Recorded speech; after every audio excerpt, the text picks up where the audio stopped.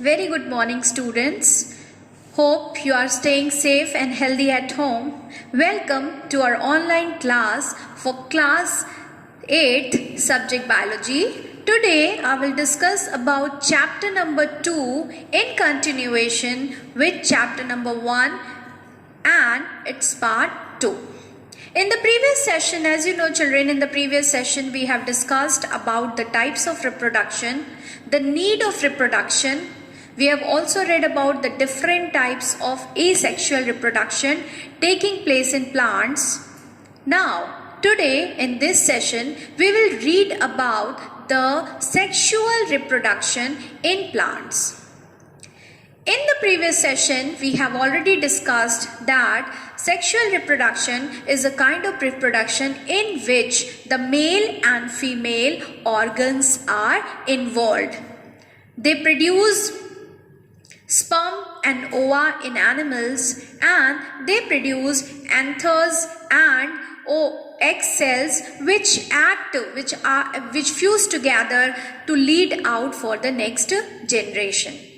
Okay, so in this session we will read about sexual reproduction in plants. As you know, in plants there are two types of parts are found: vegetative part and the reproductive part. If we talk about the vegetative part, then the root, stem, leaves, they all act as the vegetative part of the plant.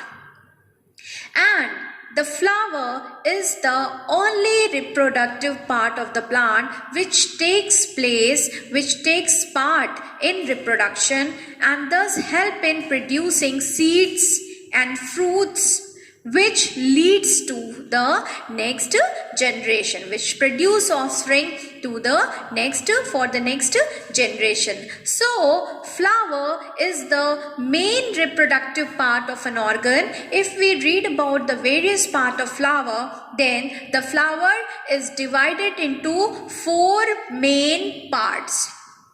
That is the calyx, corolla, androecium and gynoecium. If we talk about calyx are the non-reproductive part of a flower. They are small. The single unit of a flower, the single unit of a calyx is called as sepal, and sepal collectively are called as calyx, and the function of calyx is to protect the flower during the bud stage. Many of the calyx are green in color, which also add up to the process of photosynthesis. So they are the non-reproductive part of a flower.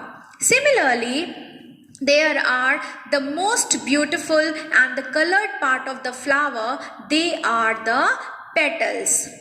They contain nectaries, they contain oil glands which emits fragrances, beautiful pigments they attract the insects for pollination, and they also comprise of the non-reproductive part and the most beautiful and showy part of the flower which attract the insects for the pollination. The single unit is called as petal, and petals collectively are called as corolla. If you see, in plant families, many of the families in the plant classification, if you go through the plant classification, many of the families are arranged, they are divided on the basis of these petals, on the basis of the number of petals, on the basis of the arrangements of the petals. Many of the families are divided on this basis, these categories. If you see, the number of petals are different in a monocot plant and in a dicot plant. If you go for a monocot plant, in monocot plant, the petals are just 2 and 3 in numbers, or they are in the multiples of 3. And if you go for the dicot plants, in dicot plants the petals may be 4, 5, or they may be in the multiples of 4 or 5. So in this way, the monocot plants and the higher order plants or dicot plants are different in their petal arrangement. Now coming on to the very important part of the flower, that is the male reproductive part and the female reproductive part. The male reproductive part is called as stamen, and the female reproductive part of a flower is called as pistil. The stamen collectively, the male parts of the flower collectively are called as androecium, and the female parts of the flower or the collectively pistils are called as gynoecium. In this way, the female reproductive part is called as gynoecium and the male reproductive part of a flower is called as androecium. If you see the structure of a pistil, the pistil is very much just like a bowel ring, bowel clip. You have seen a bowel clip. It's just like a bowel clip. It is swollen at the base, centered generally at the centered generally in a flower. It is generally in the center part of the flower, and it is divided into three important parts, that is the sticky stigma at the top. The stigma becomes cylinder, stick-like, and this is called as style, and the styles open up into a swollen portion, and this swollen portion is called as ovary. And you know, ovary is a very important part of a female reproductive organ, as it produces the female gametes, that is the egg cell. The ovary contains small packets or sac-like structure. These small sac-like structures are called as ovules, and these are the ovules which turns into seed after fertilization. So you can say the ovule give rise to seeds after fertilization. Now coming on to the male reproductive part of a flower, if you can see the male reproductive part in this diagram, you will see that it is divided into two parts. The top sac-like portion is called as anther. It is also called as pollen sac, and it contains tubes. It is divided into four tube-like structure, and these tubes are all filled with small anthers or pollens. They are all made up of anthers or pollen grains. Okay, then the anther is supported out with a long filament, long stem-like structure. This is called as filament, and anther and filaments are connected together by a connective.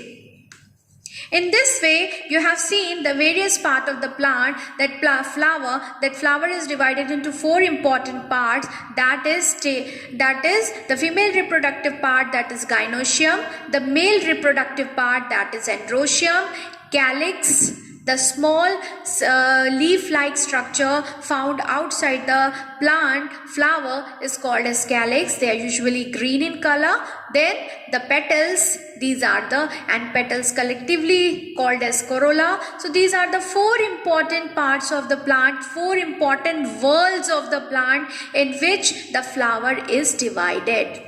That is calyx, corolla, androecium and gynoecium.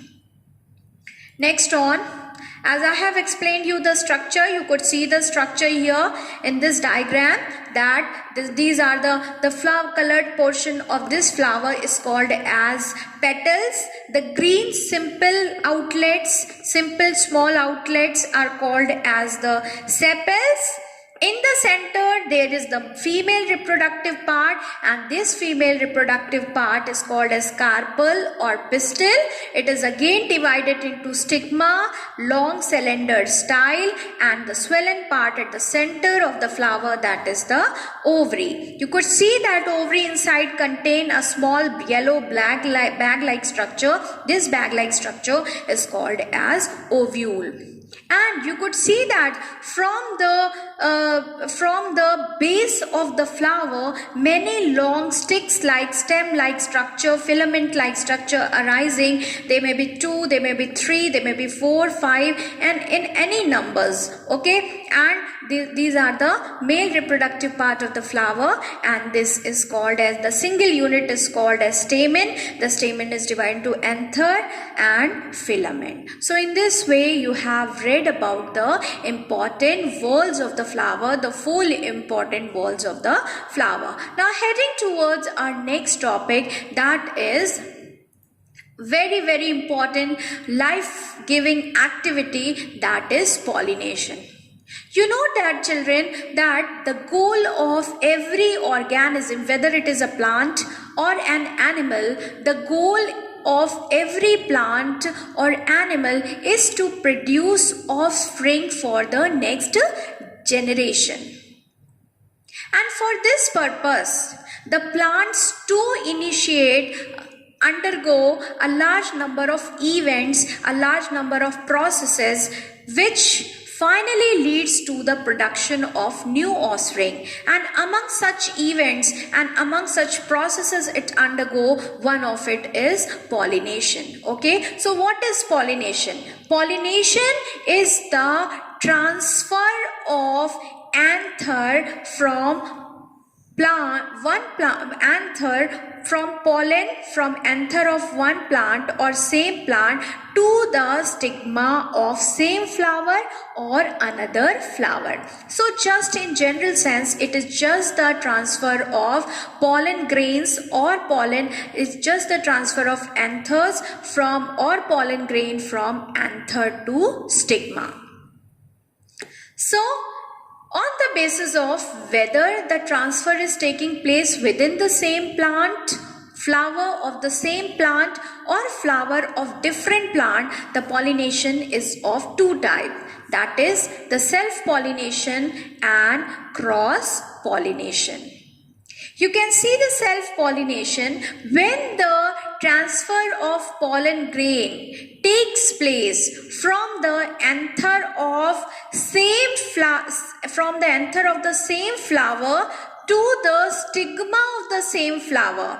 When this transfer takes place within the flower, that is the anther of one flower to the stigma of within the same flower, then this type of pollination is called as self-pollination. And cross-pollination when there are flowers of 2 different plants.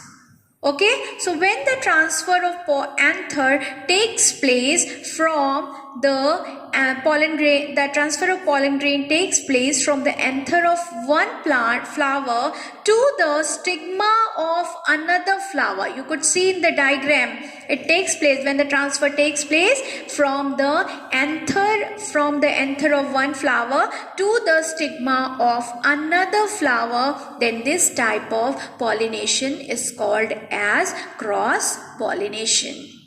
So you have read about pollination, you have read about what are the types of pollination, that is self-pollination and cross-pollination. Self-pollination and cross-pollination leads to the production of offsprings for better varieties.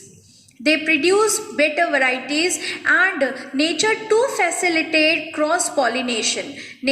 Simple self-pollination is very simple. It helps in producing the pure breed, pure characters from one generation to another generation. They help in transmitting the pure characteristics from one generation to another generation. The offsprings are viable. No much mutation is seen in it, but in cross-pollination, nature also favors the cross-pollination. Why nature favors the cross-pollination? Because it helps in producing the wide variety, the different biodiversity you see across of plants and animals around us. It is just because of the cross-pollination which nature facilitate. It helps in bringing out the pure characteristics. It helps in bringing out the varied characteristic mixed with each other. It helps in bringing out the desired characteristic. It helps in bringing out the in increasing the production and production of better varieties of seeds. It helps in increasing the food production. So cross pollination, it helps us in creating better resistant, disease resistant varieties of seeds. Okay, and in this way cross pollination is very useful to plants. And nature also facilitate for cross pollination. Now the question arises that how does this transfer takes place? The plant cannot move, plant is not mobile, it is incessant, it is fixed at a single point. But what facilitate the anther to move from one plant to another plant, or from one part of a flower to another part of the same flower? What makes it happen? The anther or the pollen grain does not move by its own. They require some vector, they require some carrier, they require some agents to take them, to carry them from one part to another part, to carry them from anther to one flower to another flower. They need some vector, they need some carrier, and these carriers or these vectors which help in transferring the pollen grain from anther to stigma are called as agent of pollination, or they are also called as pollinators. There are various pollinators, there are various agents which help in pollination, and these agents are like wind, water, insect, and of course the man, which leads to artificial pollination. And these days you see a lot of recombinant and hybrid varieties are produced because of the intervention of man. They are using it in laboratory, mixing different characters of different flowers and producing new varieties, recombinant, hybrid varieties, mixed breed of plants. Different vegetables you see these days in the market. You can see the watermelon is coming of square shape, desired shape, we can make fruits, desired characteristics, we can make fruits. Different varieties of rice, tomatoes are coming in the market. It is just because of the artificial pollination which is done by the man. There had been lot of techniques which they are using to produce these recombinant and hybrid varieties by mixing different characters. Okay, so this is all about agent of pollination. These agent of pollinations are called pollinators, and the sole purpose of pollination is to transfer the pollen grain to stigma so that it facilitates easy fertilization. The fertilization in turn lead to the formation of fruits and seeds, which in turn give rise to the new offspring, or which in turn prepare out for the next generation. So in this session you have read about how the sexual reproduction takes place in plant. You have read about the types of pollinations and how pollination is helpful to us. You have read about agents of pollination, and in the next session we will read in detail about the different techniques and different methods which are used to propagate or to initiate artificial pollination. We will read it in detail about different techniques. Okay, till then we meet again for a next session. Till then, goodbye, stay safe and healthy at home.